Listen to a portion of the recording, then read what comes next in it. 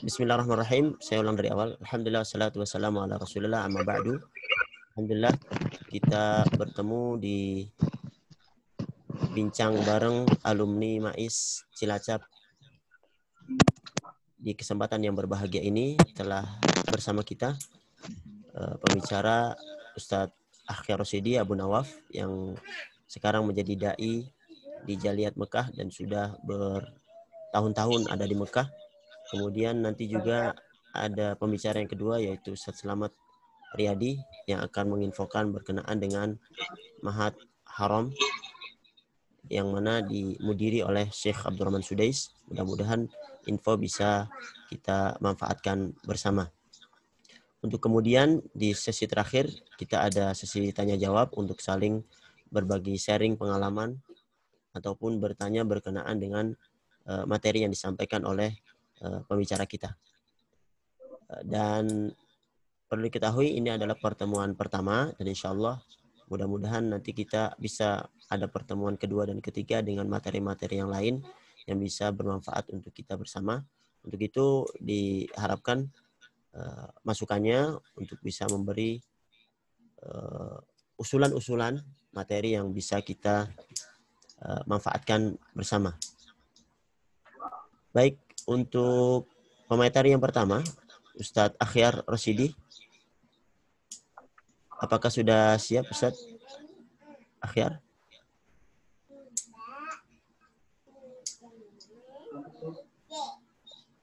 Ustadz Akhyar?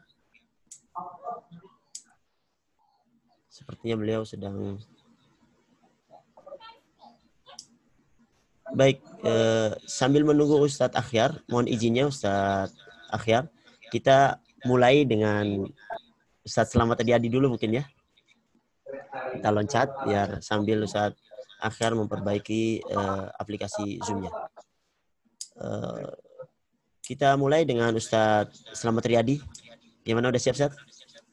Insya Allah kita santai saja, jadi nggak ada ketegangan ya, karena kita sama-sama alumni semuanya untuk menginformasikan berkenaan dengan Ma'had Haram yang mana beliau yang alumni MAIS Cilacap tahun 2016 ya. Ya, yang sekarang diberi kesempatan oleh Allah Subhanahu wa taala untuk belajar di Ma'had Haram Maki. Sekitar 15 menit ke depan dipersilakan Ustaz Selamat Riyadi. Hayakumullah. Bismillahirrahmanirrahim. Assalamualaikum warahmatullahi wabarakatuh. Alhamdulillahirabbil alamin wassalatu wassalamu ala nabiyyina Muhammadin wa ala alihi wa ashabihi ajma'in.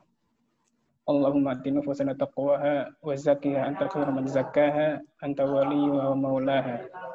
Qala Rasulullah sallallahu alaihi wasallam, innamal a'malu binniyat wa innamal likulli imrin ma nawa. Man kanat hijratuhu ila Allah wa rasulih wa hijratuhu ila Allah wa rasulih. Man kanat hijratuhu lidunya yusibuha wa imra'atin yankihuha wa hijratuhu ila ma hajara ilaih. Amma ba'd. Yang pertama saya ucapkan banyak terima kasih kepada Ustaz Gus Renaldi yang telah memberikan waktu dan kesempatan untuk Anda bisa tampil di hadapan para asatidz semua untuk berbagi sedikit info yang berkaitan dengan Ma'had Haram Al-Maki. Jadi sebelumnya kenalan dulu kali ya, biar ya kenalan lah, tak kenal maka ta'aruf. Baik, asatidz sekalian dirahmati Allah Subhanahu wa taala. Mohon izin Ustaz, mohon maaf Ustaz Abu Nawaf, kita mulai Ustaz Selamat dulu ya Ustaz. Ya, nanti insya Allah setelah beliau. Ya, tafadhal Ustaz Selamat, lanjut.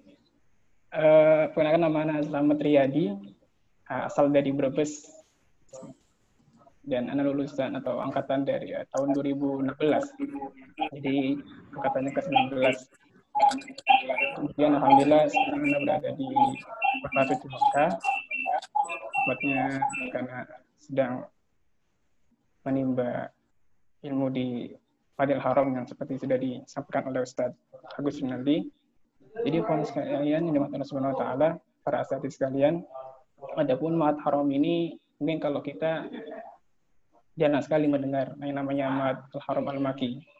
karena mungkin karena keterbatasan informasi yang tersebar terkhusus di Indonesia, karena memang dikarenakan jumlah tolibnya yang di Masjidil Haram Mekah ini sangat sedikit sekali.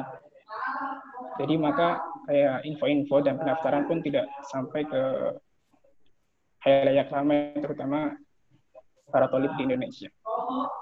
Maka Masjidil Haram ini letaknya tepatnya di dalam Masjidil Haram. Tepatnya di dalam Masjidil Haram, terutama di pintu King Fahad. Mungkin ada sebagian asatidah yang pernah melaksanakan ibadah umroh dan telah pernah masuk ke dalam Masjidil Haram. Maka di tepatnya di pintu King Fahad tersebutlah kelas di mana Masjidil Haram dan Kuliah Haram ada. Jadi insya Allah pada kesempatan ini ada beberapa hal yang anak sampaikan, diantaranya mengenai poin-poin penting yang anak sampaikan, insya Allah sejarah berdirinya Masjidil Haram, kemudian bagaimana pembelajaran di sana, kemudian jenjang pendidikannya dan muqarrarnya dan ijazahnya bagaimana dan seterusnya, insya Allah akan anak sampaikan pada kesempatan kali ini. Para hadirin sekalian dirahmati Allah Subhanahu wa taala. Jadi Masjidil Haram ini kalau kita lihat sudah berdiri sudah sejak lama, sudah setengah abad malah kita katakan. Sudah setengah abad, sekitar 55 tahun yang lalu sudah berdiri, sudah ada di Masjidil Haram. Disebabkan karena prakasa dari King Faisal, beliau adalah salah satu raja yang ketiga di Saudi, menyarankan untuk dibuatnya lembaga pendidikan di dalam Masjidil Haram. Itu Masjidil Haram Al-Makki. Itu dicetuskan pada tahun sekitar 1966. Jadi sampai sekarang berarti sudah menginjak usianya 55 tahun, sudah setengah abad, lebih bahkan. Tapi ya tadi kita katakan karena info yang sangat sedikit, maka tidak sampai ke kita semua. Jadi waktu usia Masjidil Haram ini sudah panjang, sebenarnya sudah lama. Kemudian ketika awal pendirian Masjidil Haram ini, sudah sekalian dirahmati Allah Subhanahu wa taala, yaitu mutawasid dan sanawi. Jadi ketika pertama didirikan, dibukalah jenjang pendidikan yaitu mutawasid dan sanawi. Maka Selamat, suaranya bisa ditingkatkan dikit, Selamat. Mic-nya. Nah. Cek gimana, jelas ya? Lebih jelas ya. Mohon maaf. Satunya santolin aja, satunya santolin. Ya. Itu lebih jelas. Tadi ya. Gimana, sudah syaratnya? Oh, ini lebih besar, bagus. Ya. Baik. Kemudian saudara sekalian dirahmati Allah Subhanahu wa taala. Jadi awal pendirian Masjidil Haram itu 2 jenjang, yaitu SMP dan SMA. Adapun sampai detik ini alhamdulillah ada jenjang kuliah, bahkan yang tadi awalnya dibuka khusus untuk ikhwan saja, pada tahun ini sudah dimulai dibuka untuk akhwatnya. Tapi hanya tingkat SMP dan SMA saja, adapun kuliah belum dibuka untuk tingkat akhwat. Jadi kita katakan sejarah pendiriannya Masjidil Haram itu sudah lama, sekitar 55 tahun yang lalu. Kemudian adapun masalah dasar pembelajarannya di Masjidil Haram ini berpaku kepada Al-Quran dan Sunnah, dan juga yang dipelajari juga ilmu syar'i yang sesuai dengan pemahaman salaf soleh, yang seperti biasa yang ada di mahat-mahat pada umumnya, pada belajar hadis, fikih, tauhid dan lain-lainnya, ilmu syar'i yang ada. Kemudian tadi sudah saya singgung mengenai jenjang pendidikan yang ada di Masjidil Haram. Jadi ada awalnya yang ketika didirikan pada awal kalinya ada 2 jenjang pendidikan, SMP dan SMA. Nah, sekitar tahun 2003 maka dibuatlah jenjang alinya, yaitu di setingkat S1. Yang nanti kelulusannya mendapatkan gelar LC atau bakalarius. Maka untuk jenjang SMP ada tiga tingkatan ya. Berarti untuk menempuh tingkat SMP dibutuhkan selama 3 tahun. Untuk SMA berarti juga 3 tahun. Dan kalau sampai ke S1 berarti ditambah 4 tahun. Jadi kalau mau menyelesaikan jenjang pendidikan di Masjidil Haram sampai kuliah maka membutuhkan waktu sekitar 10 tahun. Itu jenjang pendidikan yang ada di Ma'had Al-Haram. Oke. Dan alhamdulillah untuk semua jenjang ini dibukanya khusus untuk ikhwan awalnya. Tapi sekitar 2017 kemarin dibuka untuk kelas akhwatnya. Tapi khusus untuk jenjang SMP dan SMA. Adapun kuliah belum dibuka untuk akhwatnya karena akhwat itu kan perlu tempat yang khusus. Jadi kalau ditempatkan di tempat yang ramai kan agak riskan atau gimana. Tapi kemungkinan besar nanti akan ada dibukanya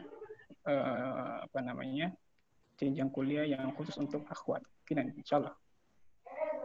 Nah, kemudian asy-syekh rahmatullah subhanahu wa taala untuk di kuliah di Kuliatul Haram. Suaranya kecil lagi. Jangan aja ya. Untuk kuliah haram jenjang pendidikan yang 4 tahun ini ada 5 qism atau 5 jurusan, diantaranya kuliatul syariah, kuliatul hadis atau sunnah, kuliatul Quran, sama kuliatul lughah, yang satu lagi kuliatul aqidah. Jadi baru dibuka 4 cabang atau 5 jurusan yang ada di Kuliatul Haram. Masing-masing ditempuh selama 4 tahun. Adapun kekhususan di antara Ma'hadul Haram ini yaitu tidak ada batasan usia. Tidak ada batasan usia. Walaupun usianya pelajarnya itu misalkan yang masuk SMP itu usianya 50 tahun, boleh. Bahkan yang misalkan di kuliah pun kalau usianya sudah 60 tahun, yang penting masih bisa jalan, bahasanya seperti itu. Untuk ada semangat belajar, kemudian dia juga ada ijazah yang untuk memenuhi syarat, maka bisa belajar di Ma'hadul Haram. Jadi Ma'hadul Haram ini atau kuliatul haram tidak ada ketentuan usia. Jadi usianya bebas. Nah, itu salah satu keunggulan dari Ma'hadul Haram.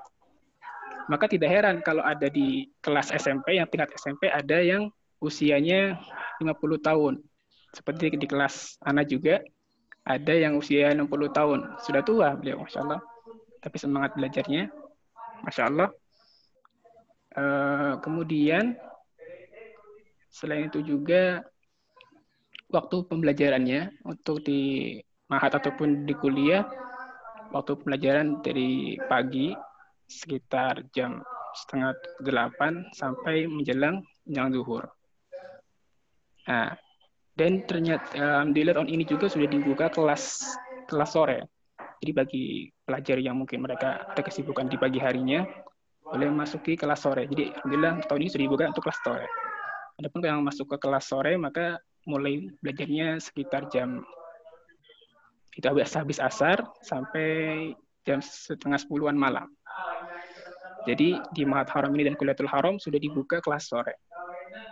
Jadi tinggal milih bagi para pelajar yang mengkondisikan waktu yang cocok untuk memilih waktu belajar. Kemudian selain itu juga setidaknya sekalian dirahmati Allah Subhanahu wa taala, Ma'had Haram dan Kuliatul Haram membuka 2 kelas atau program ya. Ada program reguler, ada juga non reguler.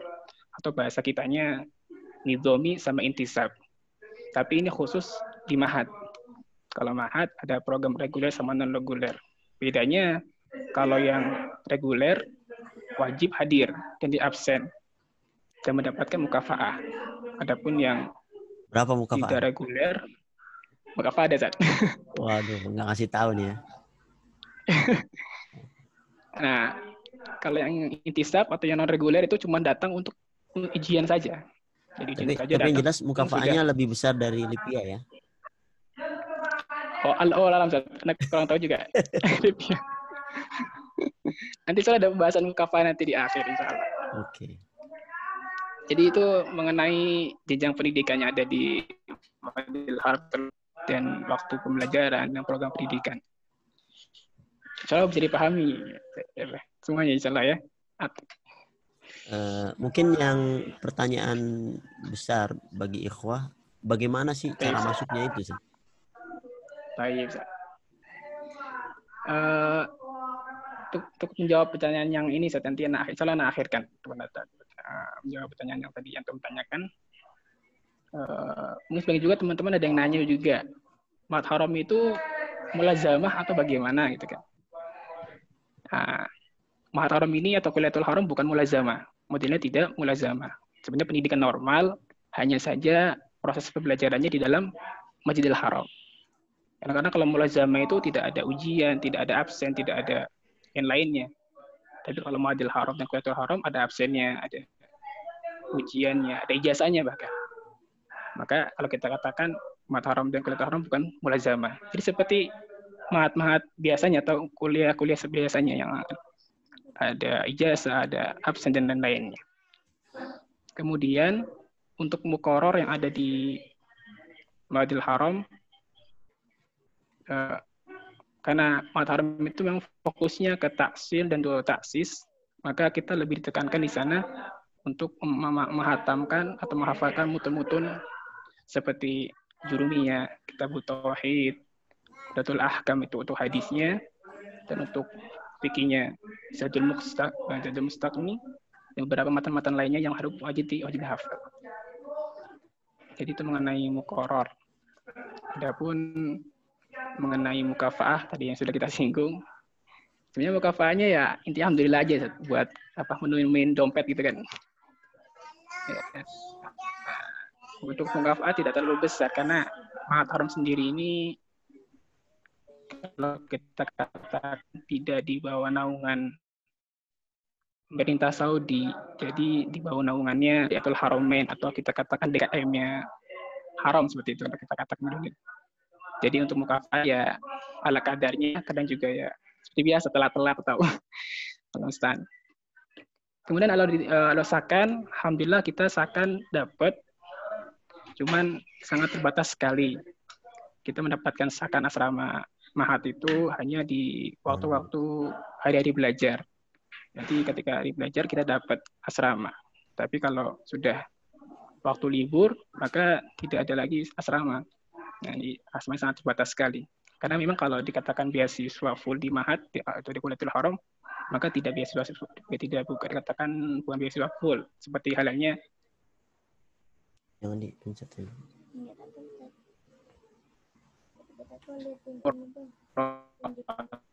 Ataupun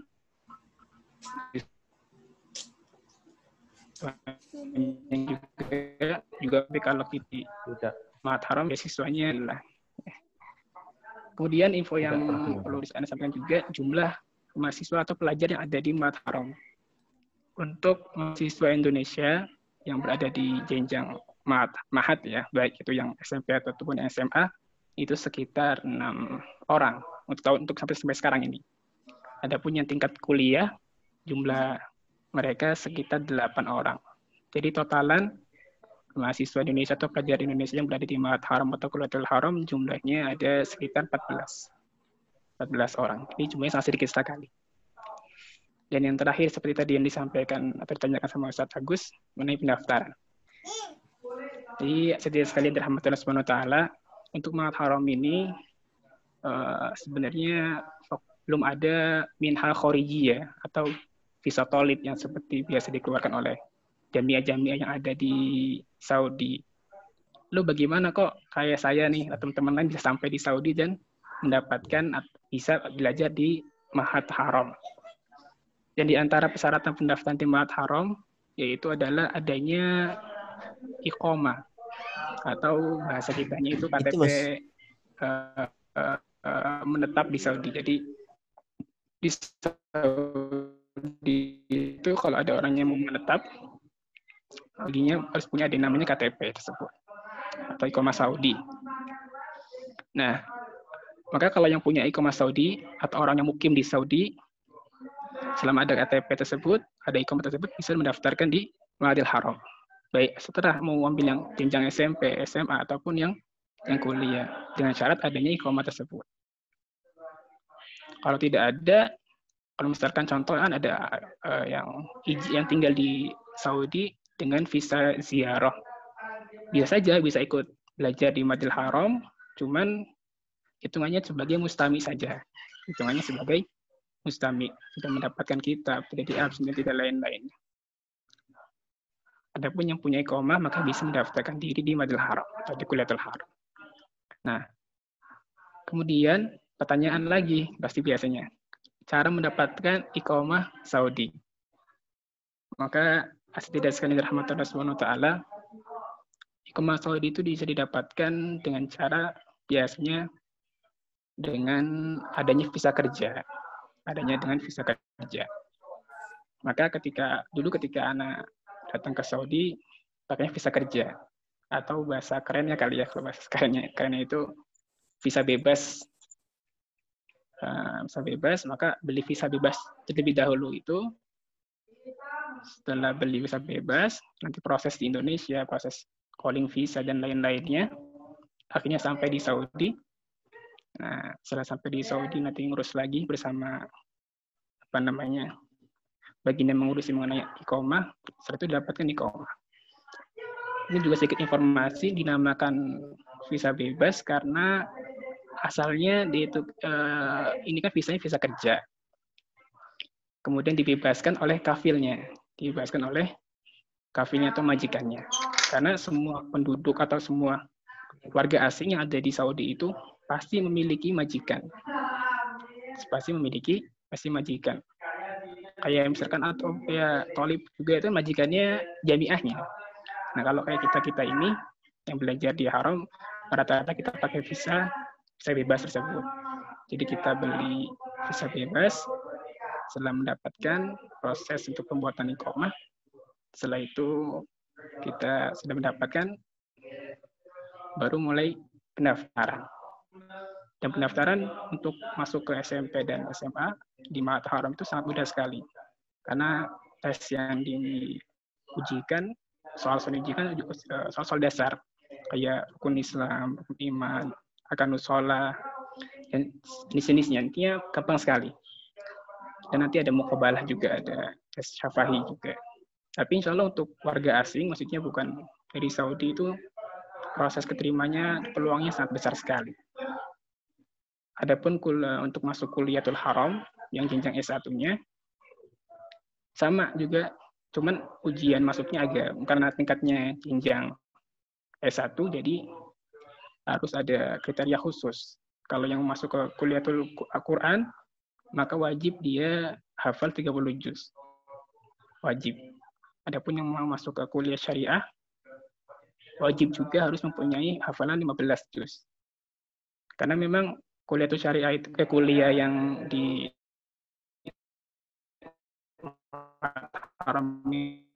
Kuliatul Haram itu memang Haram itu selama 6 tahun itu wajib menghatamkan 15 juz. Jadi ketika masuk kuliah tinggal menambah 15 juz, setelah itu yang terakhirnya yang sisanya. Dan kemudian nanti ada tes tulis juga. Tes tulisnya juga mungkin agak lebih sedikit berat, kemudian ditambah tes syafa'i. Tapi insya Allah untuk yang namanya warga asing itu di sini itu insya Allah dimudahkan. Karena kalau bisa kita katakan mungkin kita dicari oleh pemerintah Saudi untuk ya khususnya untuk masalah ilmu tolib yang belajar syar'i itu sama sekali dicari karena untuk modal dakwah ketika kembali ke negaranya masing-masing. Nah, setelah sudah tes, nunggu pengumuman, dan insya Allah kalau sudah terima langsung masuk dan mulai belajar. Ada muqarrar, semuanya nanti dikasih dari pihak ma'had atau pihak kuliah, dan setelah itu mulai pendaftaran asrama, karena asrama terbatas sekali dan dikhususkan untuk orang-orang yang datang dari luar. Nah, setelah daftar asrama, terima, ya mendapatkan asrama dan bisa langsung belajar. Masya Allah. Kemudian beberapa aktivitas belajar di Indonesia, khususnya yang ada di Madinah Haram. Biasa kalau pagi ya kita berangkat masuk 7:30, pulang jam zuhur biasanya. Zuhur. Nah, setelah itu kita balik lagi ke Sakan. Ke asrama, istirahat biasanya kalau itu jam siang biasanya kalau tidak ada tugas. Nanti habis asar, nah kalau habis asar ini acara kita cara bebas, maksudnya masing-masing pelajar itu ada acara masing-masing. Ada yang mau ambil ada mulazamah syekh, ada yang mau tahfidz, jadi tinggal milih aja. Karena di Masjidil Haram itu untuk halaqah atau mulazamah itu banyak sekali. Tinggal bagi thalib itu tinggal milih saja mau syekh yang mana, mau pelajaran yang mana. Jadi biasanya kalau ada yang mau ngambil halaqah tahfidz, silakan habis asar. Nanti malam, nah baru biasanya yang mulazamah sama para masyayikh yang ada di Masjidil Haram. Baik, Masya Allah. Informasi yang sangat bermanfaat sekali Ustaz Selamat Riyadi. Masya Allah menjelaskan secara detail untuk bisa masuk dan belajar di Masjidil Haram. Tentunya kalau kita bisa tangkap, intinya adalah mendapatkan iqomah gitu ya. Kalau seandainya ikhwah bisa mendapatkan iqomah dengan cara nanti japri ya Ustaz Selamat Riyadi, sehingga bisa belajar dan seperti disampaikan kesempatan masuknya sangat besar. Mudah-mudahan informasi ini bisa bermanfaat dan insya Allah kita akan buka untuk tanya jawab nanti setelah sharing yang akan disampaikan oleh Ustadz Akhir Rosyidi Abu Nawaf. Jazakallah khairan Ustadz Selamat Riyadi. Silakan ikhwah yang akan bertanya tentang hal ini bisa disimpan dulu. Nanti setelah pemaparan materi dari Ustadz Akhir Rosyidi Abu Nawaf berkenaan dengan Mekah dan dakwah di sana yang beliau sudah bertahun bahkan berpuluh tahun ada di Mekah, dan kita harapkan juga kesempatan kali ini yang ikhwam kedepannya bisa ziarah ke Mekah kalau umroh sudah dibuka, karena sekarang kami saja belum bisa umroh. Bahkan Ustaz Selamat Riyadi saja yang ada di Mekah yang tinggal turun gunung aja belum bisa masuk Masjidil Haram. Bisa silaturahmi di sana dan bisa menghubungi mereka supaya bisa diantar ke destinasi Mekah secara gratis. Baik, kita masuk ke Ustadz Akhir Rosyidi Abu Nawaf. Kepada beliau dipersilakan Ustadz. Allah. Di on kan Ustadz Abu Nawaf itunya. Ya. Enggak, suaranya belum masuk. Baik, saya on kan. Oke. Sepertinya ada ini komputernya dimatikan mungkin, suaranya balik nih. Salah satu di ya suaranya ini.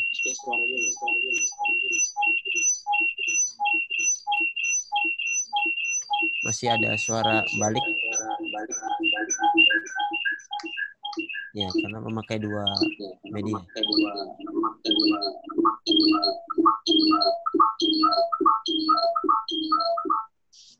Ya, udah. Ya, cakep. Fadhal Ustaz Abu Nawaf. Ustaz Akhir. Hayakumullah wa barakallahu fikum. Nah. Sepertinya apa kita kenalan dulu apa nanti nih di akhir kan kenalan dulu, tak kenal maka ta'aruf. Silakan yang mau makan sambil makan enggak apa-apa, sambil ngopi yang punya kopi. Ustaz Zain silakan. Sambil ngopi nih. Ustaz Taufik Aceh, tafadhal. Ustaz Yudi, Ustaz Hamdun, Ustaz Sufandi, Ustaz Fauzan, Ustaz Khalidun, Ustaz Bayu, tafadhal. Ustaz Saif. Yang lain ini gambarnya masih pada ditutup ini. Silakan dibuka biar kita bisa komunikasi. Ustaz Pujo, ahlan. Fadhal Ustaz Akhir Rosyidi. Baik. Hayakumullah. Assalamualaikum warahmatullahi wabarakatuh. Alhamdulillah. Alhamdulillah hamdan katsiran tayyiban mubarakan fi. نحمده جل في علاه حمد الشاكرين ونثني عليه ثناء الذاكرين أشهد أن لا إله إلا الله وحده لا شريك له وأشهد أن محمدا عبده ورسوله لا نبي بعده Allahumma salli ala nabiyyina Muhammadin sallallahu alaihi wasallam wa ala alihi wa ashabihi wa man tabi'ahum bi ihsanin ila yaumiddin. Amma ba'd. Pertama-tama saya perkenalkan diri saya. Ana akhukum fillah Abu Nawwaf Akhyar Rashidi, asli dari Lombok, dan alhamdulillah sudah berkeluarga tentunya, dan memiliki anak sudah 5, Masya Allah. Baru 5? Baru 5. Iya. Hayakumullah. Anda nggak tahu juga ini apakah ada orang yang seangkatan dengan saya di sini. Nanti mungkin setelah itu kita cari-cari ada nggak yang seangkatan dengan saya. Ana selesai di Imam Syafi'i itu tahun 2004. Ya, tahun 2004 saya ikut muqabalah, mengikuti muqabalah untuk diterima ke Madinah itu pada tahun kedua di Imam Syafi'i, ya, tahun kedua di Imam Syafi'i, kemudian menunggu diterima di Madinah itu waktunya 1 tahun. Dan alhamdulillah 2 hari atau 3 hari akan dimulai ikhtibar nihai. Pada tahun yang ketiga datang isyar qabul dari Madinah. Yang kemudian setelah itu seharusnya kita semua yang sudah selesai di Imam Syafi'i seharusnya ngabdi dulu sebagaimana kama araftum. Ikhwah, teman-teman saya yang seangkatan dengan saya pada ada yang ngabdi di Ma'had, kemudian ada yang juga keluar dan seterusnya. Adapun saya sendiri berangkat ke Madinah. Walhamdulillah. Itulah sedikit kenalan dari saya. Adapun materi yang disuguhkan ya oleh Ustadz Agus Barakallahu Fiik tentang Makkah dan dakwah di Makkah. Taib, kita mulai dengan Makkah Al-Mukarramah. Semua kita insya Allah tidak ada yang asing di telinga kita tentang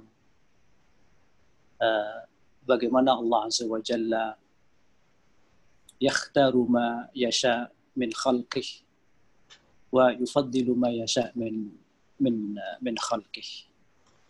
Allah Azza wa Jalla memuliakan dari apa saja yang Allah ciptakan dari makhluknya.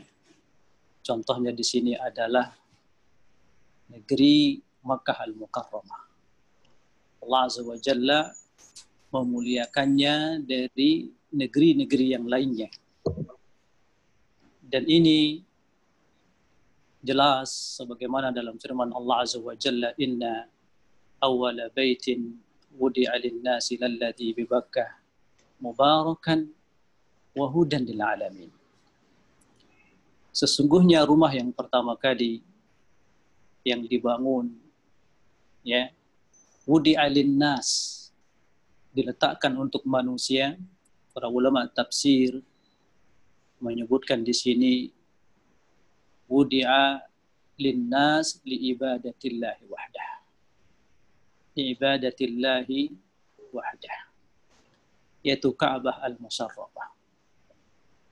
Lalladzi bi Bakkah, yaitu di Makkah, dan ini salah satu nama di antara Makkah al-Mukarramah dengan ba, bukan dengan mim, yaitu Bakkah. Ya, Bakkah, banyak tafsir dari ulama menyebutkan asal makna dari Bakkah ini. Ada yang mengatakan setiap orang yang datang ke Makkah maka dia akan menangis. Ada juga tafsir yang mengatakan setiap orang yang datang ke Makkah maka dia ingin akan berpulang terus kembali ke Makkah Al-Mukarramah. Itu makna Bakkah.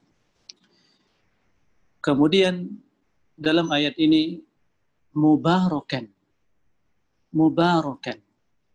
yang penuh diberkahi. Nah, La syakka, dan ini wa'dah bayyin di hadapan kita, Makkah al-Mukarramah ini ardul mubarakah. Di antara bentuk keberkahannya, sholat di Masjidil Haram itu melebihi 100.000 kali sholat dibandingkan dengan masjid yang lainnya. 100.000 kali sholat dibandingkan masjid yang lainnya, sebagaimana fil hadis sahih an Nabi sallallahu alaihi wasallam qala salatun fi masjidi hada khairun min alfi salatin fi ma siwa. Salat di masjidku ini lebih baik dari 1.000 salat dibandingkan masjid yang lainnya. Illal Masjidil Haram, terkecuali Masjid Al-Haram, yakni Masjid Al-Haram Makkah Al-Mukarramah.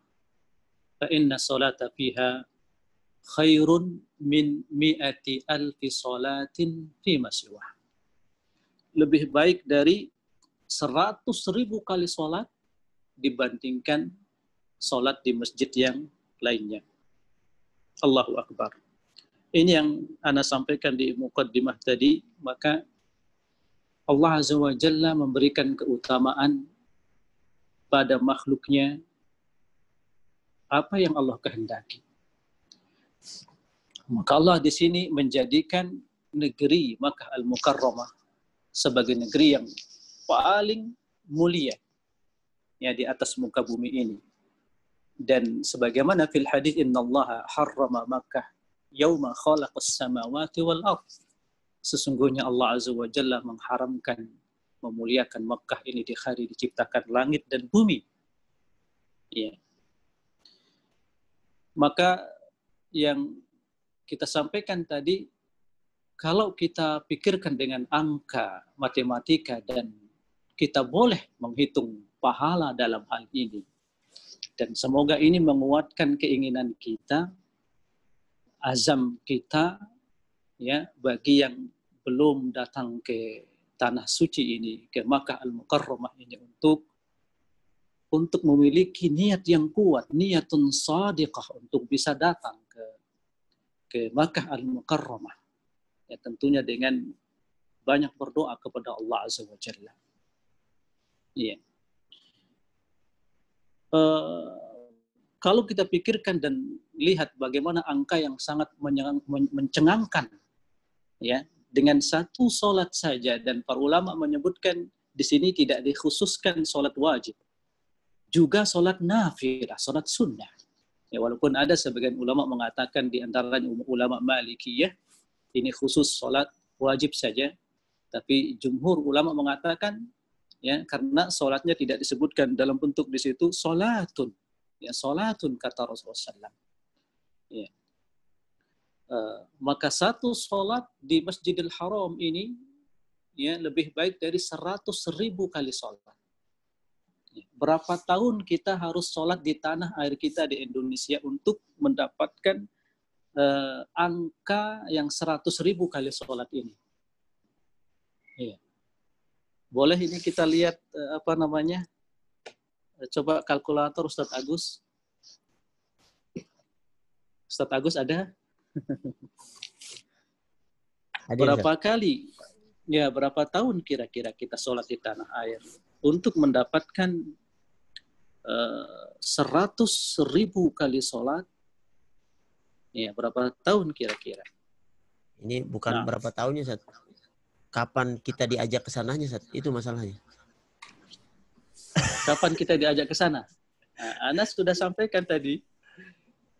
Mungkin selama ini kita kurang semangat berdoanya. Ya, kurang semangat berdoanya kan ya. Sekarang mungkin dengan materi sedikit ini, maksud saya supaya doanya itu lebih sekarang. Dengan satu sholat saja, ya, ini kalau dihitung dengan umur kita, ya, satu sholat itu kita kerjakan di tanah air kita 55 tahun, ya, 6 bulan, 20 malam. Itu satu sholat. 55 tahun, 6 bulan, ya, 55 tahun, 6 bulan, 20 hari atau 20 malam. Itu satu sholat. Masya Allah. Iya. Berarti antum Lalu pahalanya bagaimana? sudah banyak, Ustaz, ya? Wa hadza laisa hujjatan ala tarki shalah kama yaf'aluna haula'i sufiyun.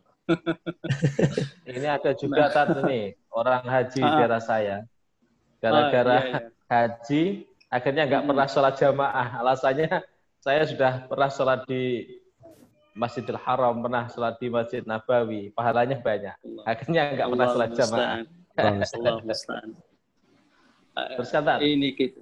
Nah, ini yang perlu kita luruskan di jamaah itu, Allah musta'an. Saya tambahkan sedikit, lalu bagaimana kalau kita sholat 5 waktu? Nah, ini kita hitung kalau kita sholat 5 waktu di Masjid Al-Haram, dan ikhwah sekalian, ini bukan khusus di Masjidil Haram saja. Jumhur ulama mengatakan seluruh di tanah haram, apabila kita sholat, kita mendapatkan yang 100.000 kali lipat ini. Jadi bukan di Masjidil Haram saja. Ya. Jadi kalau kita sholat 5 waktu, kita harus mengerjakannya, atau umur kita di tanah air itu berapa? Ya. 270 tahun. Ya. 270 tahun dan 17 bulan. Ini umur kita. Baru kita mendapatkan yang sholat yang 5 waktu.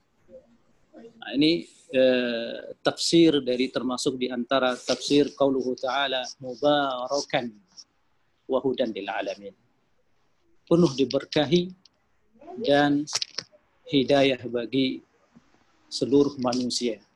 Masya Allah. Insya Allah. Mudah-mudahan kita dimudahkan untuk bisa ke Mekah seperti antum, Ustaz. Amin.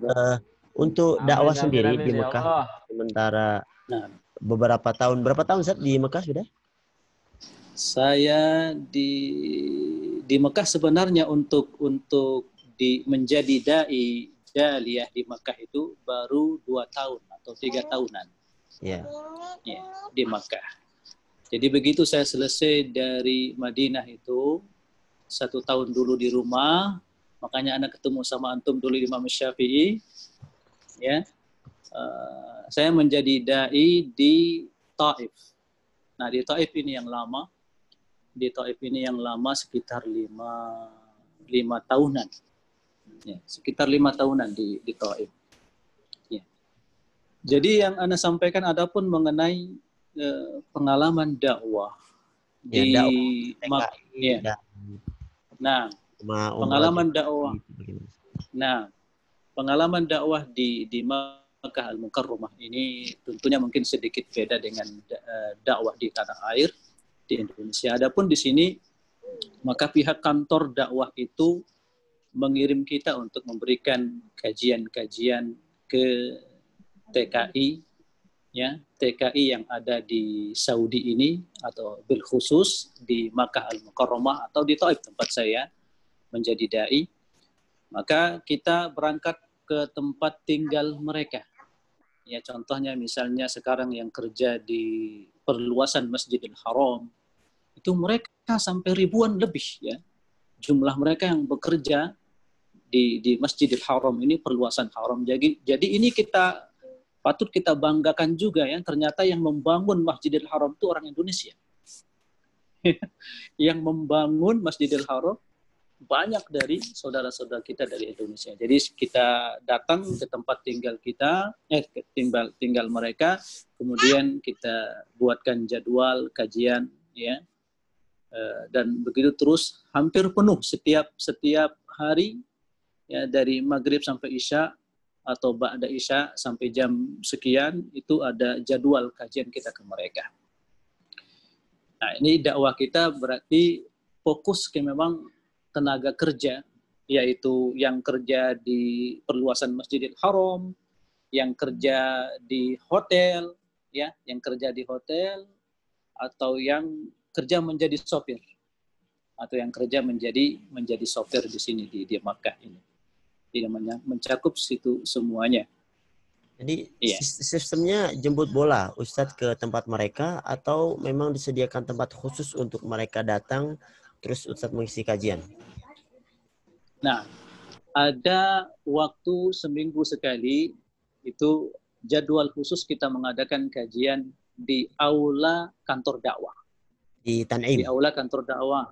Ya, di Tan'im. Seperti itu, kita jemput mereka pakai 2 mobil, ya, secukupnya yang bisa masuk. Ya, yang mau ikut, bilang nggak cukup di mobil, yang mau ikut bisa datang sendiri. Nah, itu seminggu sekali. Jadi ada kajian khusus, istilahnya kayak daurah, dengan menentukan kitab khusus yang kita bahas, dan nanti ada ujiannya, kemudian nanti ada sertifikat dan ada hadiah. Nah, ini biasa diadakan oleh kantor dakwah. Nah, ini untuk kajian ke tenaga kerja yang ada di Saudi ini, khususnya di Makkah Al-Mukarramah. Kemudian terkadang kita kalau ada kasus saudara atau saudari kita di mahkamah, ya, nah dai jaliyat itu dipanggil untuk sebagai penerjemah.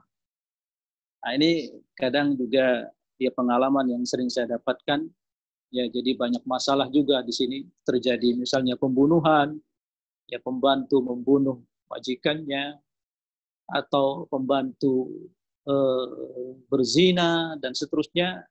Ujung-ujungnya nanti kita yang diminta untuk dipanggil untuk menerjemahkan kasus ini di meja hakim, di pengadilan. Kadang kita dipanggil sebagai dai jaliyat, dan ini menunjukkan sangat perhatiannya, ya, sangat perhatian negeri Saudi ini untuk menyebarkan akidah yang hak, akidah yang benar, ya, sehingga mereka mengambil dai dari semua jinsiyah, ya, terutama jinsiyah Filipina, kemudian Sri Lanka, kemudian Pakistan, kemudian India, kemudian Sri Lanka, kemudian banyak sekali, ya, dan semuanya dai ini memang dikhususkan mereka adalah orang-orang yang mutakharrij minal jami'at, mereka yang lulusan dari jamiah yang ada di Saudi ini. Itu di antara syarat yang dikhususkan oleh kantor dakwah untuk menyebarkan akidah yang sahihah. Sehingga kita dapatkan, Masya Allah, banyak di antara ikhwah kita yang ikut kajian itu yang tadinya tidak mengenal sunnah sama sekali, atau jauh dari akidah yang benar, setelah lama mengikuti kajian, ya, mereka bertaubat dan mengenal akidah sahihah dari kajian-kajian yang kita laksanakan. Kemudian, nah, sepertinya antum ada yang mau tanya.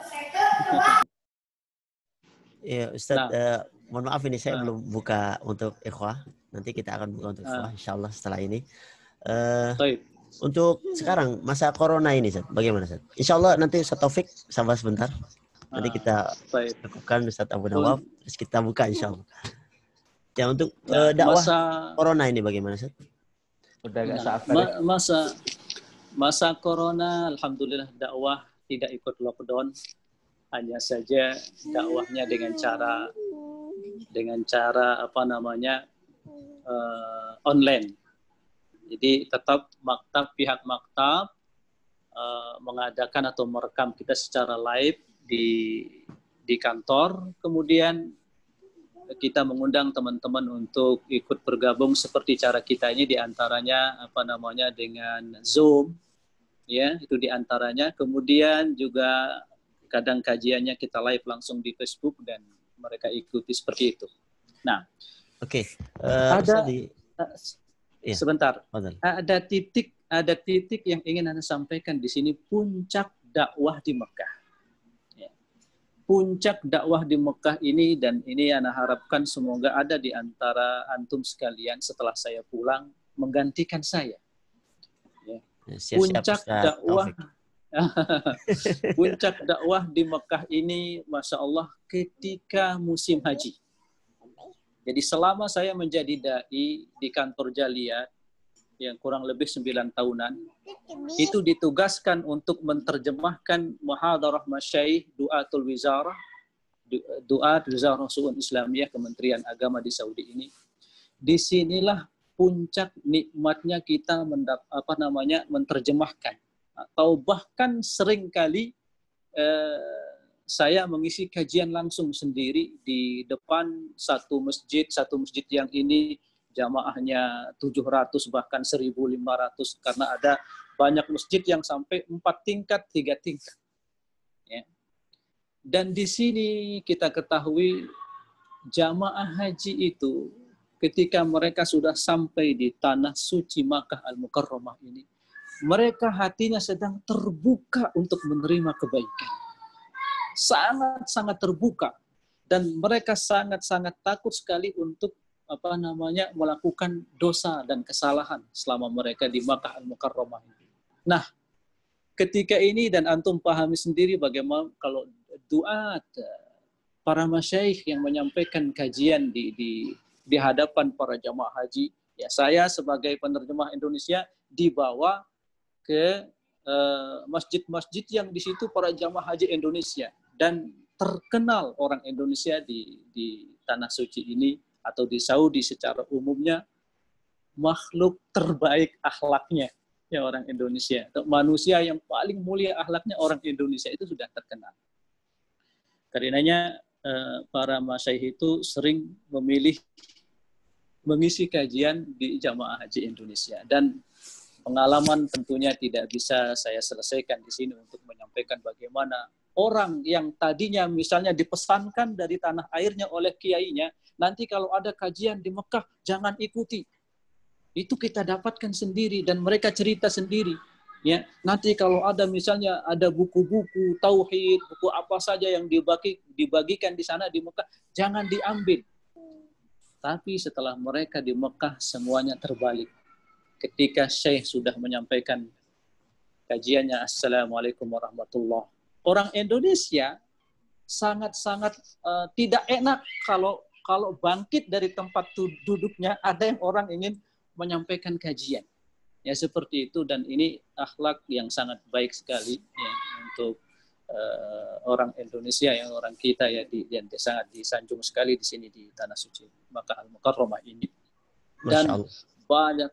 Dan banyak sekali orang yang bertaubat, alhamdulillah, ketika kita menjelaskan syarat-syarat diterimanya ibadah haji, terutama kita harus meninggalkan kesyirikan, kita harus meninggalkan bid'ah, kita harus meninggalkan harta-harta yang haram. Disitulah warna orang-orang yang bertobat, bangun, bagaimana saya ini sekarang ada jimat di sabuk saya sambil menangis ingin bertobat kepada Allah, bagaimana haji saya. Ya. Banyak seperti itu, dan ini kesempatan dakwah yang masya Allah mungkin ini tidak akan ada jumlah berbagai macam orang Indonesia ya yang akan bisa kita berikan kajian selain di tanah suci ini. Ya, semuanya mereka berkumpul dari seluruh Indonesia. Ya. Nah, saat di waktu inilah puncak kita berdakwah untuk orang Indonesia itu di musim haji. Kalau itu mungkin ini singkat saja. Sepertinya Ustaz Abu Nawaf ini sudah darah daging di Mekah dan nggak pulang-pulang ya, udah menikmati di Mekah. Dan poin terakhir yang kita ingin tahu informasinya, Ustaz, berkenaan dengan Masjidil Haram. Bagaimana keadaannya sekarang? Apakah sudah bisa sholat atau bagaimana supaya bisa kita informasikan ke saudara-saudara kita yang di Indonesia. Dan saya juga di Qasim jauh loh ke Masjidil Haram, itu butuh 13 jam saya kalau pakai darat. Jadi jangan dikira dekat saya. Untuk kemudian kita yang haji gimana, yang ibadah haji? Beri kesempatan untuk pertanyaan untuk ikhwah. Bagaimana keadaan Masjidil Haram yang antum di sana sekarang? Barakallahu fiik. Bil ikhtisar, Masjidil Haram dari sejak lockdown awal wabah ini pun masuk ke Saudi itu tetap dibuka untuk sholat lima waktu, hanya saja untuk para imam dan muwazzaf yang ada di Masjidil Haram. Dan keadaannya masih seperti itu sampai sekarang. Masih seperti itu sampai sekarang, itu masih ditutup, belum dibuka untuk umum. Ya mungkin secara lebih dekatnya itu bisa dijawab oleh Ustadz Slamet Riyadi ya. Tapi yang informasi yang saya dapatkan sampai sekarang ini Masjidil Haram masih ditutup untuk umum. Adapun sholat 5 waktu, Jumatan, itu tetap jalan. Ada sholat 5 waktu di sana. Ada Jumatan di sana, tapi untuk orang khusus saja, terutama para pegawai DKM Masjidil Haram. Ya, itu saja. Jadi informasi yang ada sampai sekarang. Barakallah. Baik, barakallahu fiik Ustaz informasinya. Sekarang kita akan buka tanya jawab pada ikhwah sekalian. Kita sapa mungkin ya satu-satu ini. 842 siapa ini 842 ini?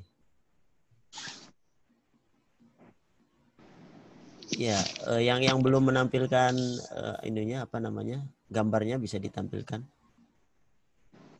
Ustaz Abu Ahmad. Nah, kalau mau nampilkan gambar gimana caranya? Udah Ustaz. Antum gambarnya sudah ada, Ustaz. Sudah tampil. Sudah. Semakin ganteng aja. Sudah. Antum sudah tampak. Saya ingin melihat semuanya gitu. Caranya antum pakai apa? Melihat semuanya itu kan ada. Pakai HP ya? HP tinggal digeser. Kalau HP nggak bisa ya? Bisa digeser. Digeser gini gitu ya? Ya, ini bisa. Ini saya ada zoom. Digeser aja. Nah. Digeser. Geser ke kiri. Oh, ke kiri. Kalau HP-nya ini bukan berdiri begitu. Sama ya, bisa. Ya tinggal didirikan, geser aja. Geser. Oh gitu. Tinggal digeser. Naam. Oke, kelihatan. Aywa sahih. Ustaz Pujo, ahlan. Assalamualaikum. Salam ya. Abu Hasif ya, belum dibuka ini. Abu Ziyad ini Ustaz Herman ya? Ustaz Abu Nawaf. Hayyakumullah. Ustaz Faiz. Hayyakumullah. Ustaz Faiz. Hayyakum. Allah yuhayyik. Faruk. Ini yang mana yang bertanya ini? Oke.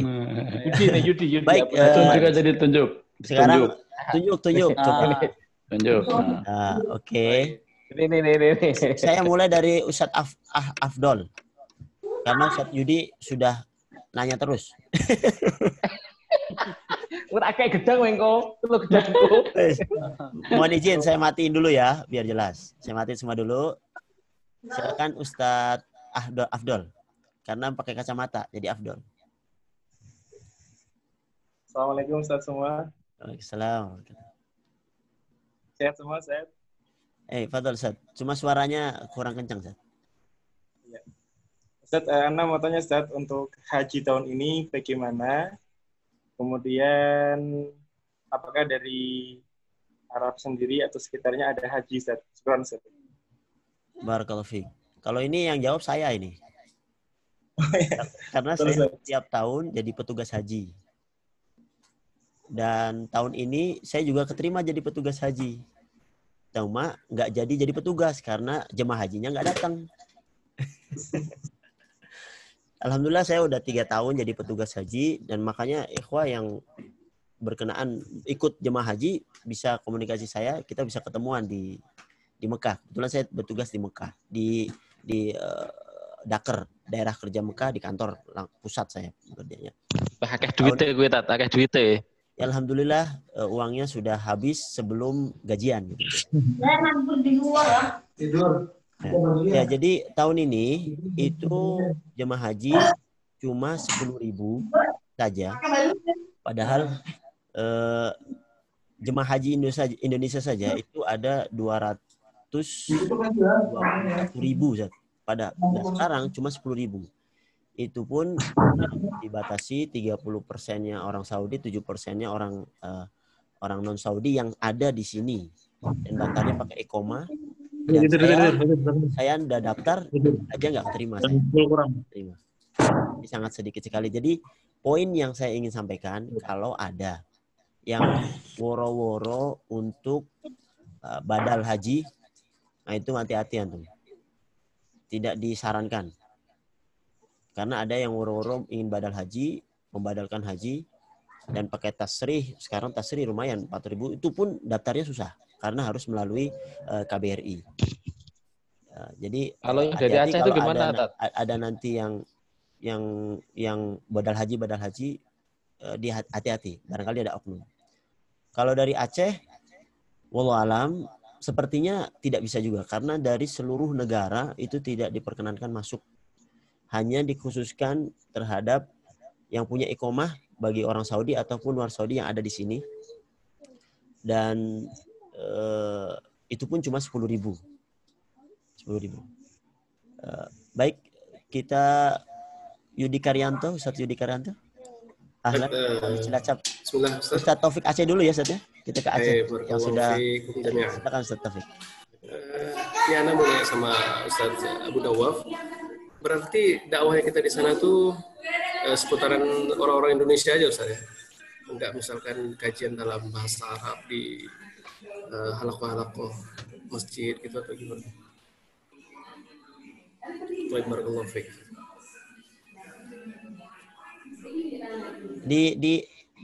Di on kan Ustaz Abu Nawaf?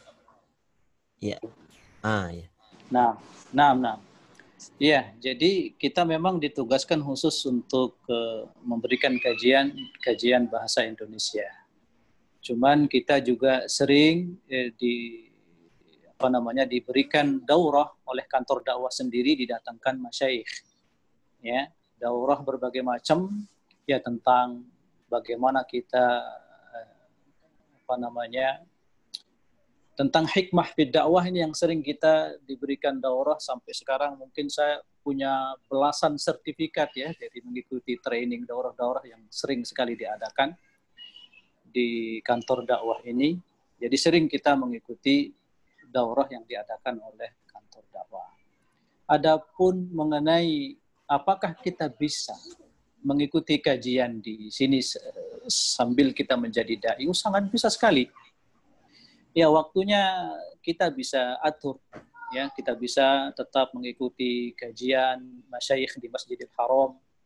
Kita masih tetap bisa untuk mengadakan ziarah ke rumah-rumah masyayikh yang ada di sini. Bahkan kita bisa untuk mengambil sanad ke masyayikh yang punya sanad di sini, dan banyak di sini di Makkah Al-Mukarramah. Nah, barakallahu. Nah, ya, pertanyaan terakhir yang terpenting nih, Ustaz. Oh, terakhir. Terakhir dari yang terakhir, insya Allah. Mungkin terkait informasi bagi mungkin ikhwah-ikhwah yang mau mengikuti jejak Ustaz nih.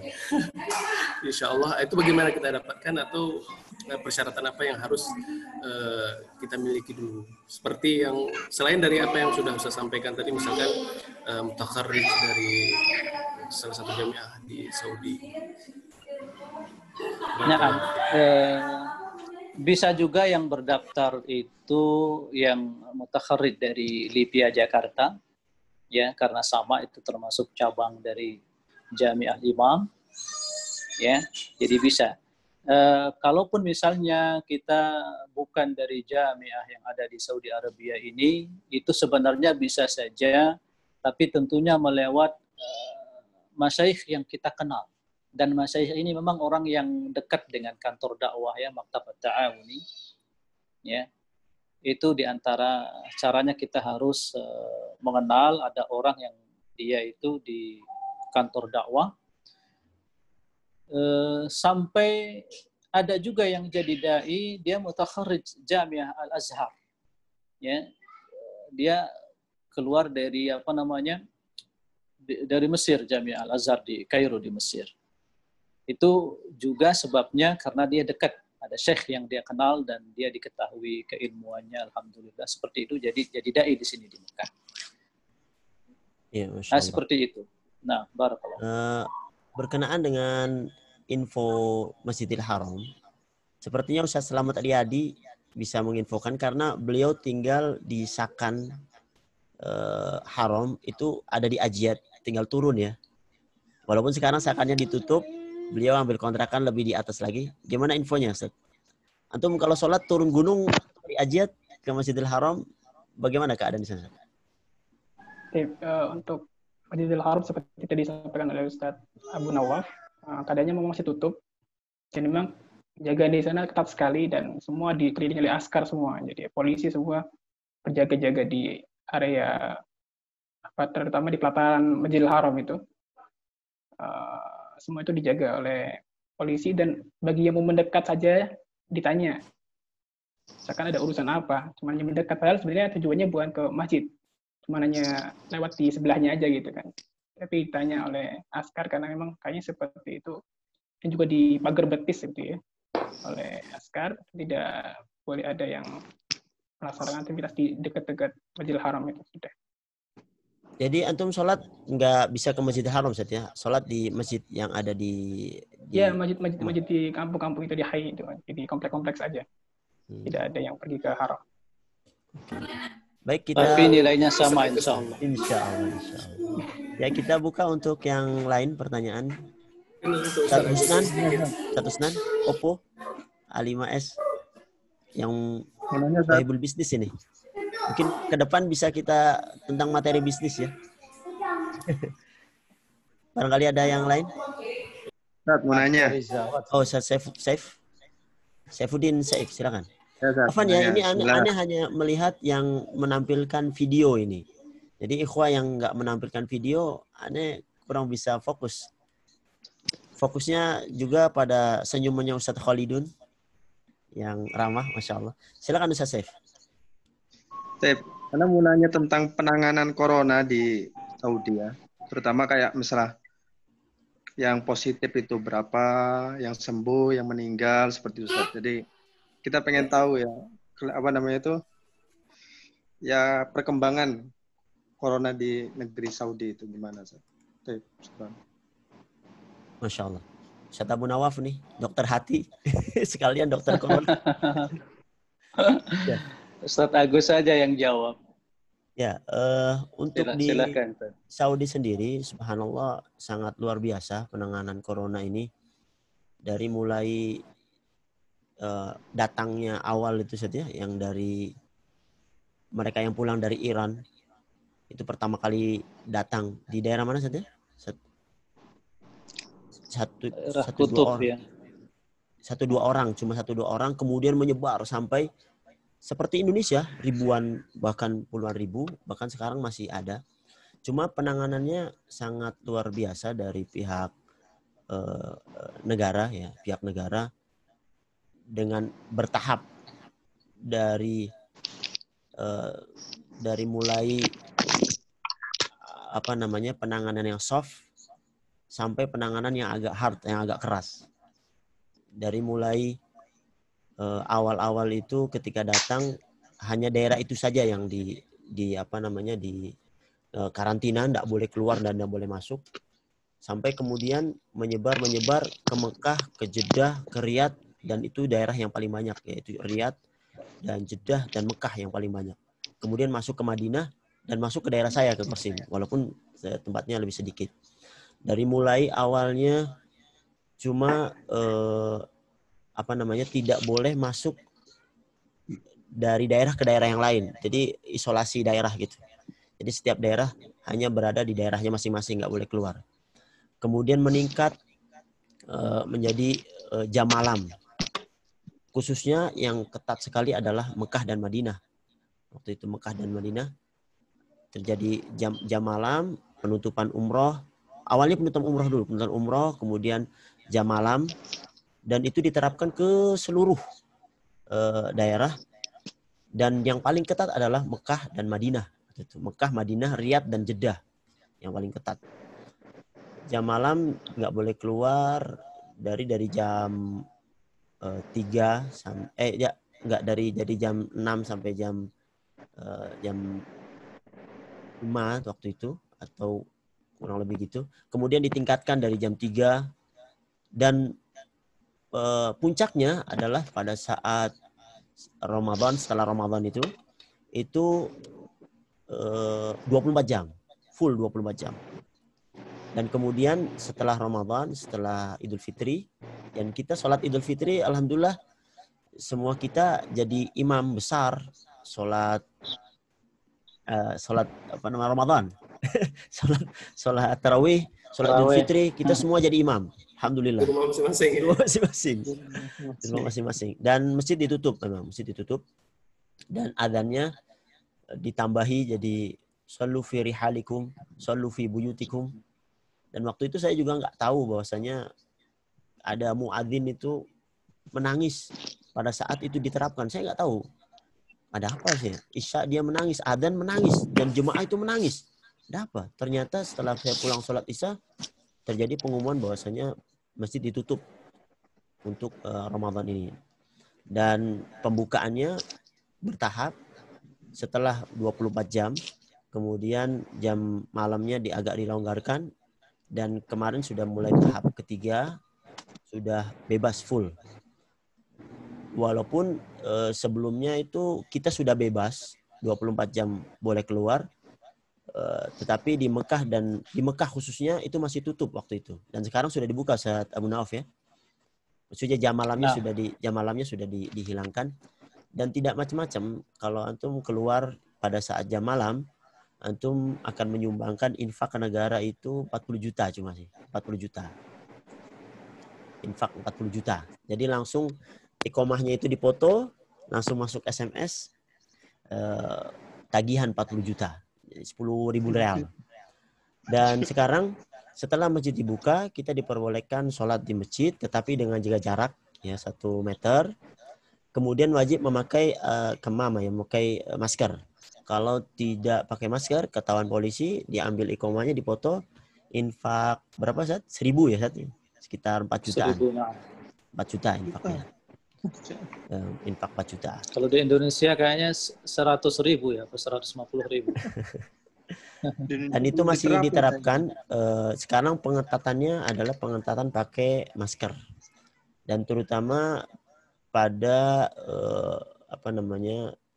tempat-tempat belanja itu tidak boleh masuk melebihi kapasitas yang telah ditetapkan oleh pemerintah, maka mereka juga sangat ketat untuk bisa seseorang belanja masuk ke mall misalnya, itu pasti lewat tembakan itu tuh, tembakan suhu. Jadi kita selalu ditembak suhu itu, begitu. Dan alhamdulillah sekarang sudah agak mending, dan Mekah juga sudah mulai dibuka, Jeddah, Riyadh juga sudah mulai agak ringan. Dan info yang berkembang dulu itu Jeddah itu dibuka kemudian ditutup lagi karena memang Jeddah waktu itu terutama daerah-daerah besar ya itu peningkatannya sangat luar biasa pelonjakannya. Dan alhamdulillah sekarang sudah agak menurun, dan alhamdulillah. Dan Indonesia juga sudah new normal kan ya, alhamdulillah. New normal walaupun sebenarnya kesiapan itu masih. Tapi alhamdulillah penting sudah new normal lah. Normal. Baik, itu info saja. Kita mungkin ada info dari Ustaz, ada bocoran nggak kira-kira kapan visa umroh itu bisa dibuka kembali? Belum ada sih. Belum ada info resmi. Yang ada hanya isu-isu saja, yang resminya belum ada. Karena haji pun sekarang masih tutup khusus untuk 10.000 itu aja, dan umroh masih ada belum info. Jadi ya mohon maaf, ini barangkali ada jemaah yang bukan kita ingin terkecoh ya, maksudnya kadang-kadang ada biro umroh itu yang nggak sabar, jadi woro-woro dan segala macamnya. Jadi tolong hati-hati, khususnya poin yang saya garis merahi itu adalah badal haji. Badal haji ini bisa dikatakan tidak bisa sama sekali gitu, bisa dikatakan. Kalaupun seandainya bisa, maka itu harganya sangat tinggi karena orang yang mendapatkan haji itu dia harus bertasrih. Harus daftar langsung. Tasrih itu sekitar 4.000 sampai 7.000, 8.000. Kalau 7.000 kali 4 sekitar 30 juta.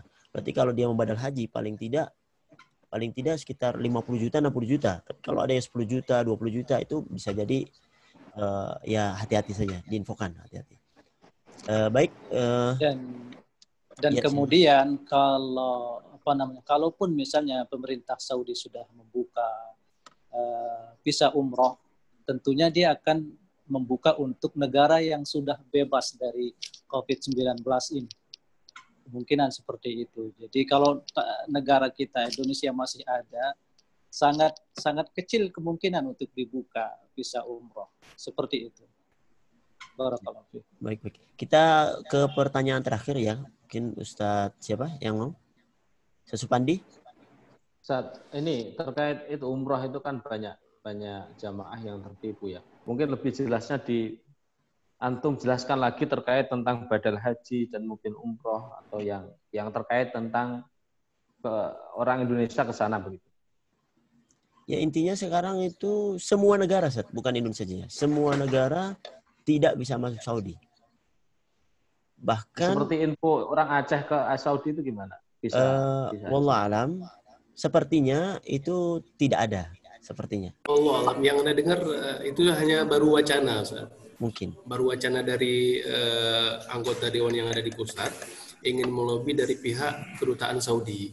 Tapi untuk hasilnya sampai saat ini yang Anda ketahui belum ada. Baru hanya sekilas melobi aja. Iya, kalau dohirnya, jangankan Aceh ya, negara Indonesia saja, itu tidak, bukan negara ini, seluruh negara itu tidak ada yang bisa masuk. Bahkan sekarang untuk mendekati bulan Dzulhijjah, dia biasanya di akhir Dzulqa'dah sebelum Dzulhijjah itu seluruh jalan masuk Mekah itu ditutup aksesnya. Jangankan antum yang berada di luar Saudi, kami pun itu tidak bisa masuk Mekah. Tidak bisa masuk Mekah sama sekali, ditutup total. Baik, kita buka pertanyaan terakhir ya. Apaan mungkin Ana sedikit tambahkan tentang masalah badal haji tadi. Itu bukan tidak mungkin sama sekali, ya. Karena pemerintah Saudi membolehkan untuk berhaji bagi mukimin, ya, bagi mukimin, tapi yang sudah mendaftar dan diterima pendaftarannya. Dapat tasrih. Jadi kalau misalnya ada, ya dapat tasrih. Jadi kalau ada keluarga kita di Indonesia yang ingin membadalkan haji untuk orang yang tinggal di Mekah, suruh dia untuk memperlihatkan ya tasrihnya, ya. Maka dari situ kita akan bisa percaya dan yakin, oh ini memang dia dapat izin untuk melaksanakan ibadah haji. Kalau tidak dengan itu berarti dia tidak. Kita tidak bisa percaya begitu saja. Barakallahu. Yep.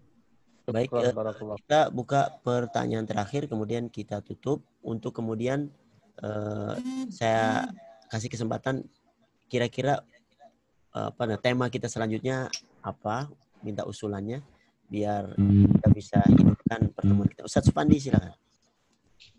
Ustadz Yudi ya? Supandi ya? Nggak apa-apa Ustadz Yudi ya? Atau Ustadz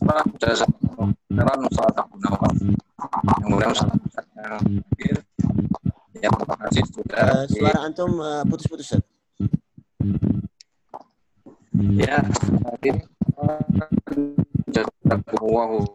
sepertinya internetnya kurang bagus. Suaranya. Para Ustadz menyampaikan pengalaman, kemudian ya info-infonya yang ada di sana. Cuman mau nanya yang pertama tentang ini tadi dikatakan kalau mau masuk jaliyat itu harus ya minimal yang dari LC lah begitu. Nah misalnya kalau misalnya dari alumni MAIS gitu, kira-kira bisa enggak itu? Antum kan yang sudah di sana, antum lobby gitu, bantuan gitu lah, yang sudah ada pengalaman di sana Ustaz. Nah itu Ustaz. Yang keduanya ini bisa nanti bisa dibantu. Apakah di sana itu ada bantuan buku-buku atau ya kitab-kitab yang bisa para dai di Indonesia itu manfaatkan atau tolib atau mungkin pondok atau rumah? Itu dua pertanyaan ya, semoga bisa membantu coba kita semuanya. Ya. Ini sama Ustadz siapa? Ustadz Abu Nawaf lah. Enggak ini. Enggak keluar ini yang apa namanya? Yang bertanya gitu, enggak muncul. Ustadz geser. Nah, ya, geser. Nah. Geser ke depan, geser ke depan. Di halaman inti. Di halaman inti. Ya intinya saya mungkin tangkap, Ustadz, ini Ustadz Supandi bertanya berkenaan dengan bagaimana bisa mengikuti jejak antum khususnya untuk alumni MAIS Cilacap, barangkali bisa di lobi. Terus kedua tentang barangkali ada bantuan buku atau apa yang bisa bermanfaat atau dimanfaatkan untuk teman-teman di Indonesia. Begitu Ustadz Supandi ya. Fadhal Ustadz Abu Nawaf. Baik. Mengenai menjadi dai di Saudi ini, dai untuk saudara-saudara kita yang mukim atau bekerja di Saudi, memang tadi sudah kita jelaskan bahwasanya persyaratan utama itu dia adalah tamatan dari jamiah yang ada di Saudi ini. Adapun misalnya apabila kita seperti lulusan Cilacap saja, maka seperti yang Anda sampaikan tadi, kita harus betul-betul ada orang yang ada syekh, ya, dan itu pun kemungkinannya kecil juga, ya, seperti itu. Keadaan sekarang maka at-ta'awuniyah, ya, keadaan yang saya bicarakan sekarang yang keadaan sekarang, ya, wallahu alam fima ba'd. Sekarang ini bahkan kantor-kantor dakwah yang ada di Saudi ini mengurangi para dai, mengurangi, ya, dan bahkan banyak para dai itu pulang ke tanah air karena sekarang keadaan di Saudi ini bisa dikatakan biaya hidup itu berat sekali, ya, biaya hidup itu sangat berat sekali, terutama apabila kita tinggal bersama keluarga dan anak. Bayangkan kita harus sekarang bayar pajak untuk satu anak itu 1 bulan 400 real. Ya, 1 bulan itu 400 real itu untuk anak. Yang 400 real itu mendekati 1.800.000-an. Itu satu anak dalam 1 bulan. Kalau kita ada anak kita 4, tinggal dikalikan saja. Dan pihak kantor dakwah itu tidak mau tahu. Ya, gaji Anda misalnya cuma 3.000 real, silahkan dabar umurak bi hadal mablak. Ya, nggak mau tahu mereka. Jadi karenanya dari sejak diberlakukan peraturan ada bayar pajak, ya, dari pemerintah Saudi ini untuk mukimin dan murafikin yang tinggal di sini bersama keluarganya dan anaknya, sudah banyak yang pada pulang ke tanah air. Bahkan orang-orang yang belum pernah mengenal tanah airnya, ya, dia lahir di sini, ya, banyak yang pada pulang ke Indonesia. Padahal dia tidak bisa berbahasa Indonesia. Itu sampai seperti itu terjadi karena tidak mampu untuk bayar pajak. Nah, ini peraturan di antara peraturan Saudi, program 2030, ya, program 2030 ini. Itu jawaban tentang mengenai keadaan maktab dakwah yang sekarang saya sampaikan. Banyak di antara saudara-saudari kita, para ustadz yang menjadi dai di Saudi ini pulang ke tanah air karena tidak mampu untuk membayar pajak tadi, ya. Kemudian mengenai apakah kita mampu untuk bisa mendapatkan kitab-kitab, ya, untuk dikirimkan ke yayasan. Ini sebenarnya Anda bilang antum terlambat bertanya ke saya. Atau Ustadz Agus tidak pernah bertanya ke saya tentang ini kemudian disampaikan kepada ikhwah, ya. Kemarin ada kitab tafsir mukhtasar di tafsir Al-Quranul Karim yang direkomendasikan sangat bagus sekali oleh Mufti Saudi, ya. Ini sudah sampai ke Jeddah, lewat saya, Ana kirimkan sekitar 129 karton. Masya Allah. 129 karton sekarang sudah ada di Jeddah. Saya kirimkan untuk para ustadz. Mereka hanya menggantikan bayar kargo saja. Ya, bayar kargo saja. Kitabnya gratis. Ya, dan mudahan masih ada, silakan mungkin nanti SMS lewat Ustadz Agus, mungkin ada antum yang ada di yayasan ini butuh berapa karton. Satu kartonnya itu isinya 36 nushah kitab tafsir. Ya, 36 nushah kitab tafsir, dan beratnya satu kartun itu sekitar 20 kg. Untuk yang ada di Jawa dan sekitarnya, ongkosnya 1 kilo itu cuma 6 real. Ya, 6 real, artinya kalau yang di dalam Jawa berarti satu karton yang isinya 36 tafsir, biayanya hanya 484.000. 484.000 itu mendapatkan kitab tafsir 36 kitab tafsir. Nah, ini sangat bagus untuk materi atau kurikulum tafsir di pesantren-pesantren yang mengajarkan Al-Quran atau tafsir Al-Quran. Ya. Ya, Masya Allah. Nah, seperti itu. Itu mungkin kesempatan yang ditunggu-tunggu oleh ikhwah sekalian berkenaan bagaimana untuk bisa ke sini dan bagaimana mendapatkan beberapa faedah yang ada di sini. Tanpa terasa ikhwah sekalian, yang rencananya kita cuma 1 jam, kita udah 1 jam setengah dan ternyata masih asik ya.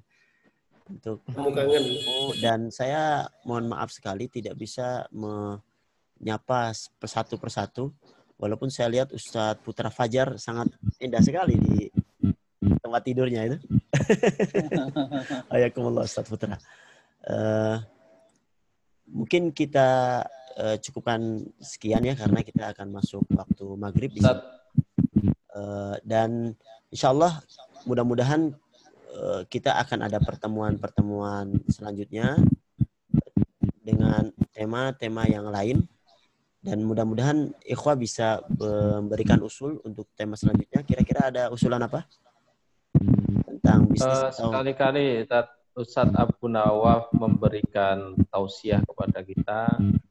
Selanjutnya nanti bisa di-share lewat media YouTube, sehingga banyak sekali faedah dan manfaat yang didapatkan oleh kaum muslimin.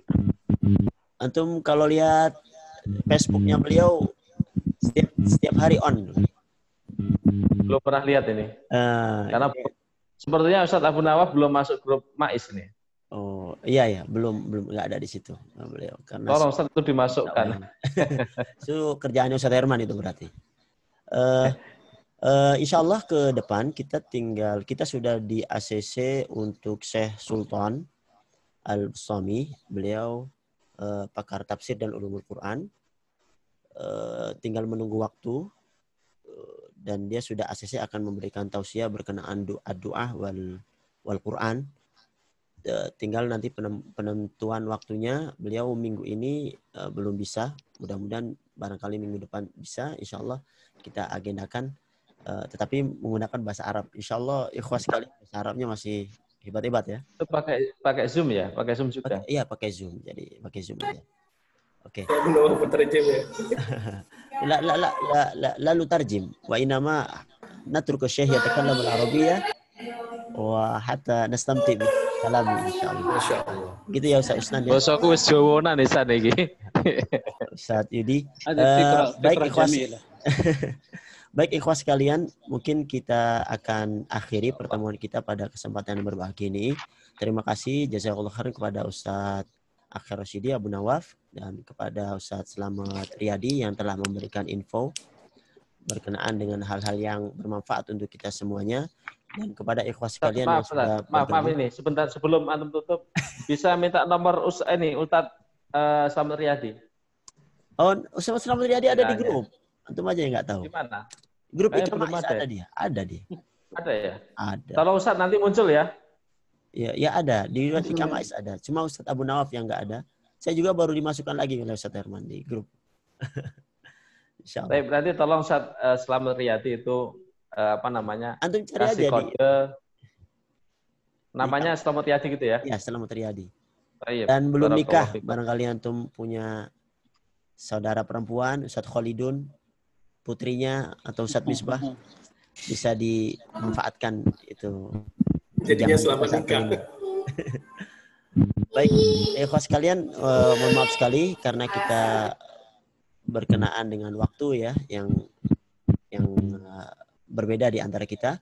Di sini udah mau masuk waktu maghrib, insyaallah ke depan kita akan ada pertemuan lagi. Mudah-mudahan Syekh Sultan sudah siap, ataupun kalau Syekh Sultan nggak siap, Kita nanti nunggu usulan, barangkali ada ikhwah yang punya usulan tentang materi, baik materi apa saja, baik dengan tentang duat dan bisnis misalnya, atau materi tentang ikhwah yang membangun pesantren dari nol. Kita mau dengarkan kisahnya bagaimana, supaya barangkali ada ikhwah yang ingin membangun dari nol, ataupun ikhwah yang punya tanah wakaf, bagaimana pengelolaannya. Khususnya poin saya kepada Ustadz Husnan ini, bos bisnis kita. Insyaallah Ustadz Husnan siap-siap ya. Ya. Dan ikhwah-ikhwah yang lain bisa kasih info ke kami. Dan ini masih bersifat pribadi, belum, mudah-mudahan ke depan bisa dihandle oleh Ika Mais, insyaallah bisa lebih besar lagi agendanya. Mungkin itu sekalian ikhwah, saya mohon maaf sebagai moderator tidak bisa menyapa satu persatu dari ikhwah sekalian. Mudah-mudahan pertemuan kita ini membawa berkah dan mendapatkan ridha dari Allah Subhanahu wa taala, yang mudah-mudahan yang mana Allah Subhanahu wa taala memudahkan kita berkumpul di tempat yang berbahagia ini dalam ketaatan, mengumpulkan juga kita dalam tempat yang lebih baik di surganya Allah Subhanahu wa taala di dalam kebahagiaan. Kita cukupkan sekian. Barakallahu fiik. Tentunya ini belum puas ya, insyaallah pada pertemuan-pertemuan yang lain kita akan bertemu lagi. Hadza wa sallallahu ala Muhammad wa ala alihi wasallam. Assalamualaikum warahmatullahi wabarakatuh. Subhanallah. Mohon izin saya matikan. Barakallahu fikum. Assalamualaikum warahmatullahi Assalamualaikum warahmatullahi wabarakatuh.